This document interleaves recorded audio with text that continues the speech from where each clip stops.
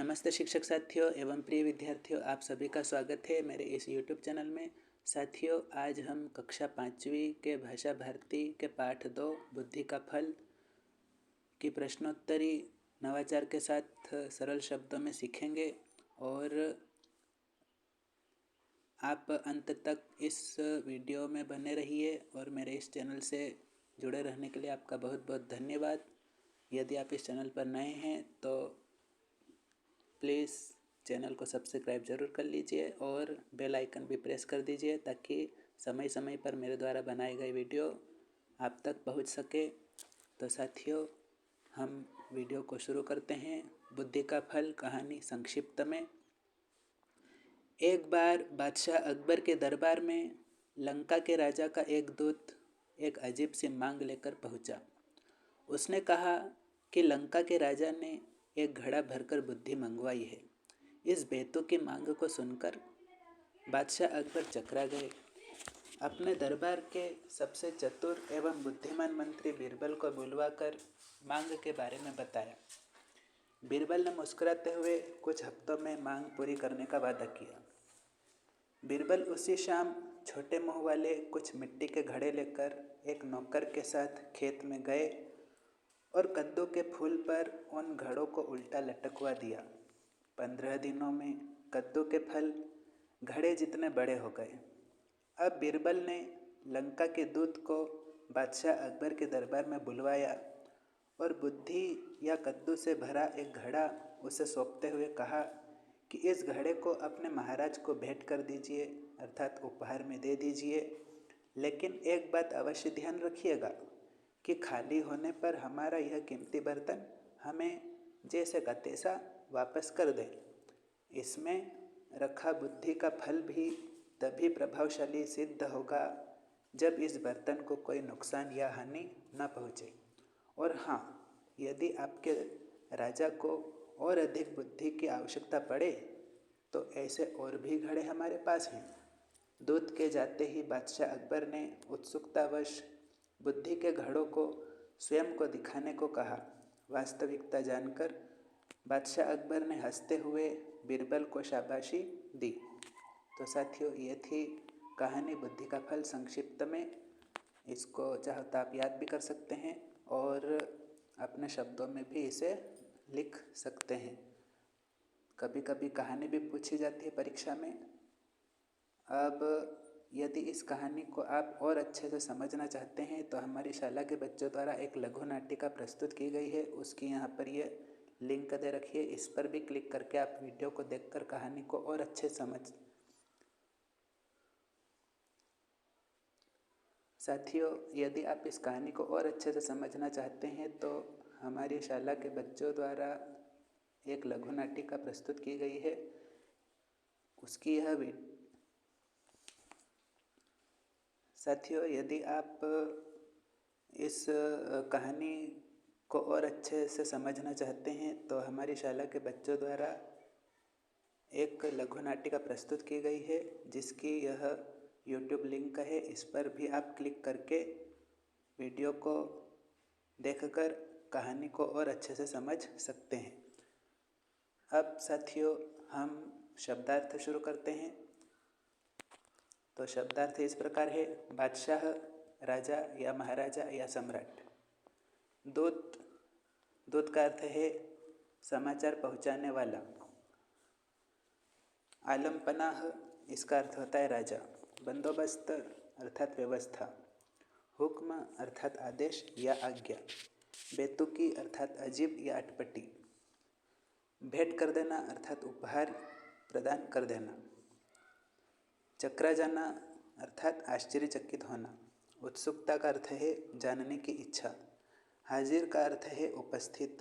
तनिक का अर्थ है थोड़ी या थोड़ा। अक्ल का अर्थ है बुद्धि। आवश्यकता का अर्थ है जरूरत। लबालब अर्थात पूर्ण या पूरा। साबित अर्थात प्रमाणित या सबूत के साथ। मति अर्थात अक्ल या बुद्धि। और उत्सुकता का अर्थ है जिज्ञासा या जानने की इच्छा। तो ये थे शब्दार्थ। आइए अब हम पाठ्य पुस्तक के प्रश्नोत्तर की ओर चलते हैं। तो पहला प्रश्न: लंका के राजा का दूत अकबर के पास क्या लाने के लिए पहुंचा? इसका उत्तर हम इस प्रकार लिखेंगे। लंका के राजा का दूत अकबर के पास एक घड़ा भरकर बुद्धि लाने के लिए पहुंचा। इसके बाद प्रश्न तो है, अकबर बादशाह ने बीरबल को किस कार्य के लिए बुलाया? अकबर बादशाह ने बीरबल को बुद्धि का घड़ा तैयार करने के लिए बुलाया। देखिए, आप चित्र में भी देख सकते हैं, अकबर महाराज बीरबल को बुद्धि का घड़ा तैयार करने के लिए कह रहे हैं। और तीसरा प्रश्न है, बीरबल ने बुद्धि का घड़ा कैसे तैयार किया? इसका उत्तर हम इस प्रकार लिखेंगे, थोड़े सरल शब्दों में लिखा गया है ताकि आप आसानी से इसे याद कर सकें और समझ सकें। चित्र भी दिया गया है, चित्र को देखकर भी आप आसानी से समझ सकते हैं। बीरबल ने अपने नौकर को बुलाकर मिट्टी के घड़ों को कद्दू के फूलों के ऊपर उल्टा लटका दिया। कुछ सप्ताह बाद कद्दू के फल घड़े जितने बड़े हो गए। इस प्रकार बीरबल ने बुद्धि के घड़े तैयार किए। अगला प्रश्न है साथियों, प्रश्न 4, बादशाह अकबर को क्या उत्सुकता हुई? इसका उत्तर हम इस प्रकार लिखेंगे, बादशाह अकबर को बीरबल द्वारा तैयार किए गए बुद्धि के घड़ों को देखने की उत्सुकता हुई। अब रिक्त स्थान देखते हैं। लंका के दूत के आने पर बीरबल ने फौरन बजाई, ताली या डुगडुगी? इसका उत्तर हम लिखेंगे ताली। दूसरा देखिए, इसमें रखा गया बुद्धि का फल भी तभी प्रभावशाली साबित होगा जब इस बर्तन को कोई रिक्त स्थान न पहुँचे। लाभ या हानि? इसका उत्तर हम लिखेंगे हानि। इसके बाद तीसरा है, जब बादशाह अकबर ने घड़े में झांक कर देखा तो पूरा का पूरा घड़ा रिक्त स्थान से भरा पाया। तो इसका उत्तर हम लिखेंगे कद्दू के फल से। और चौथा है, इसे पाकर लंका के राजा को बुद्धिमान होने में रिक्त स्थान भी देर नहीं लगेगी। इसका उत्तर हम लिखेंगे तनिक। आप सही विकल्प या रिक्त स्थान इस प्रकार याद करें कि आप केवल उत्तर ही देखें, ऑप्शन ना देखें तो ही अच्छा, क्योंकि ऑप्शन देखेंगे तो दोनों दिमाग में रहेंगे। इसलिए सीधे आप उत्तर याद कर लीजिए ताकि उत्तर ही दिमाग में रहेंगे तो आप फट से उत्तर लिख सकेंगे। अब हम चलते हैं भाषा अध्ययन की ओर। निम्नलिखित मुहावरे का अर्थ लिखकर वाक्य में प्रयोग करो। पहला है पीठ ठोकना अर्थात शाबाशी देना। वाक्य में प्रयोग, छात्र के द्वारा अच्छा काम करने पर शिक्षक ने उसकी पीठ ठोकी। दूसरा है मति मारी जाना अर्थात बुद्धि खराब होना। वाक्य में प्रयोग, रावण की मति मारी गई थी जो राम से पंगा लिया। तीसरा है मोह मांगा अर्थात मनचाहा। वाक्य में प्रयोग, मेरे पिताजी ने मुझे साइकिल क्या ला कर दे दी, मुझे तो मोह मांगा इनाम मिल गया। चौथा चकरा जाना अर्थात आश्चर्य में पड़ना। वाक्य में प्रयोग, नेताजी का इतना बड़ा भाषण सुनकर मेरा तो सर चकरा गया। पांचवा आंखें बिछाना अर्थात प्रतीक्षा करना। वाक्य में प्रयोग, नेताजी के आने की सूचना पाकर जनता ने आंखें बिछा दी। इसका हम इस प्रकार भी लिख सकते हैं कि बेटे के इंतज़ार में माँ ने आंखें बिछा दी। फिर छठवा है 9-2-11 होना अर्थात भाग जाना। वाक्य में प्रयोग, बिल्ली को देखकर चूहा 9-2-11 हो गया। या इसका इस प्रकार भी वाक्य में प्रयोग कर सकते हैं, पुलिस को देखकर चोर 9-2-11 हो गया। इसके बाद चलते हैं सही जोड़ी पर। यहाँ पर सही जोड़ी लाल अक्षर में दी गई है, ये गलत है। ये नीचे हम इसका उत्तर देखते हैं, ये सही है। पहला है जिसका अधिक प्रभाव हो अर्थात प्रभावशाली, प्रभाव से प्रभावशाली शब्द बन गया। फिर जिसके पास बुद्धि है उसे कहेंगे हम बुद्धिमान। बुद्धि शब्द पकड़ेंगे और बुद्धिमान इसका उत्तर छाटेंगे। सेवा करने वाला सेवक, सेवा सेवक, इस प्रकार से हम उत्तर आसानी से ढूंढ सकते हैं। जो अधिक बोलते हैं उसे कहते हैं वाचाल। अब हम सार्थक वाक्य बनाइए की ओर चलते हैं। शब्दों को उचित क्रम में रखकर सार्थक वाक्य बनाइए। पहला है राजा का एक दिन दरबार में लंका के पहुंचा अकबर के। इसका सार्थक वाक्य बनेगा, अकबर के दरबार में लंका के राजा का एक दूत पहुंचा। दूसरा है बादशाह चकरा अकबर गए सुनकर दूत की बात। इसका सार्थक वाक्य बनाएंगे, दूत की बात सुनकर बादशाह अकबर चकरा गए। तीसरा है व्यवस्था की नौकर ने मिट्टी के घड़ों की। इसका सार्थक वाक्य बनाएंगे, नौकर ने मिट्टी के घड़ों की व्यवस्था की। चौथा है तुमने अपनी निभाई है कुशलतापूर्वक बड़ी जिम्मेदारी। इसका उत्तर हम लिखेंगे सार्थक वाक्य, तुमने अपनी जिम्मेदारी बड़ी कुशलतापूर्वक निभाई है। तो ये थे सार्थक वाक्य। सार्थक वाक्य का अर्थ होता है जिसका कोई अर्थ हो, ऐसे वाक्यों को हम सार्थक वाक्य कहते हैं। इसके बाद एड ग्रेड के भी कुछ सही विकल्प है जो परीक्षा में आ सकते हैं, वे भी हम देख लेते हैं। पहला है बीरबल ने घड़ा कहाँ रखा, तो इसका हम शुद्ध है। अब साथियों एड ग्रेड संबंधी कुछ सही विकल्प भी लिखे हैं जिसमें आप अब साथियों ये सही विकल्प भी हम देख लेते हैं जो एड ग्रेड संबंधी है और जो परीक्षा में आ सकते हैं। तो पहला है बीरबल ने घड़ा कहाँ रखा, तो इसका हम सीधे उत्तर याद कर लेते हैं, कद्दू के फूल पर। सभी ऑप्शन देखने से अच्छा है कि आप डायरेक्ट उत्तर को ही देखें। फिर बीरबल की ताली सुनकर दरबार में कौन आया, इसका उत्तर है बीरबल का सेवक।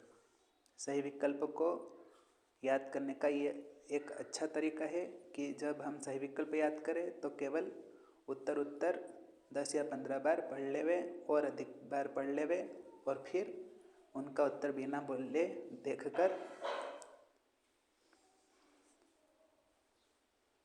सही विकल्प को याद करने का एक तरीका है कि जब हम सही विकल्प याद करें तो केवल उत्तर और प्रश्न को पढ़ लेवे 10 या 15 बार या 20 बार और फिर उनका उत्तर बोलकर देखे बिना देखे। तो इस प्रकार आप सही विकल्प बड़ी आसानी से याद कर पाएंगे। अब बीरबल की ताली सुनकर दरबार में कौन आया, तो इसका उत्तर हम लिखेंगे बीरबल का सेवक। तो ये थे प्रश्नोत्तर। अब इस पाठ से संबंधित सामान्य जानकारी भी है जो परीक्षा में आने जैसे नहीं है, लेकिन आपको सामान्य जानकारी होना चाहिए, इसलिए इस प्रश्न को भी शामिल कर लिया गया है। 2 प्रश्न ऐसे हैं जिनका हमें सामान्य ज्ञान होना चाहिए। तो पहला, अकबर के 9 रत्न कौन कौन से थे, तो इसका उत्तर हम लिखेंगे अकबर के 9 रत्न निम्नलिखित है। नंबर 1 अबुल फजल, दूसरा फैज़ी, तीसरा तानसेन, चौथा बीरबल, पांचवा राजा टोडरमल, छठा राजा मानसिंह, सातवां अब्दुल रहीम खान ए खाना, आठवां हकीम हुक्काम, नौवां मुल्ला दो प्याजा। अब 10वां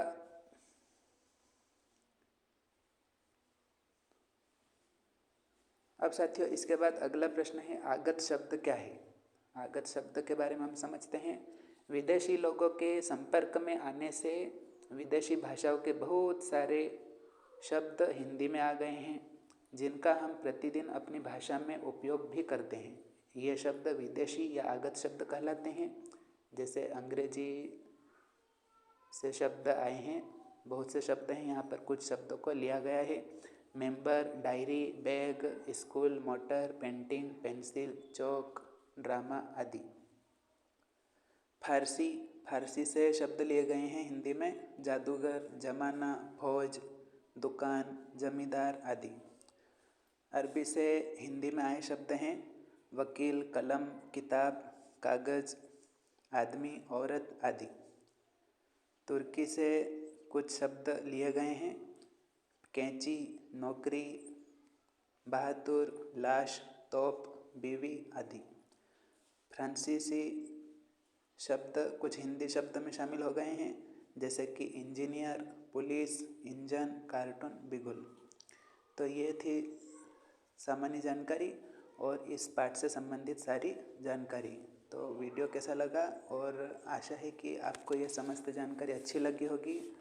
वीडियो को लाइक कर दीजिए, शेयर कर दीजिए, और यदि इस चैनल पर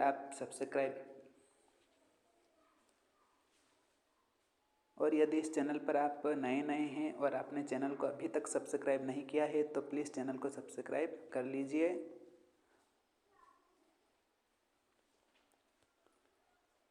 जय हिंद, जय भारत।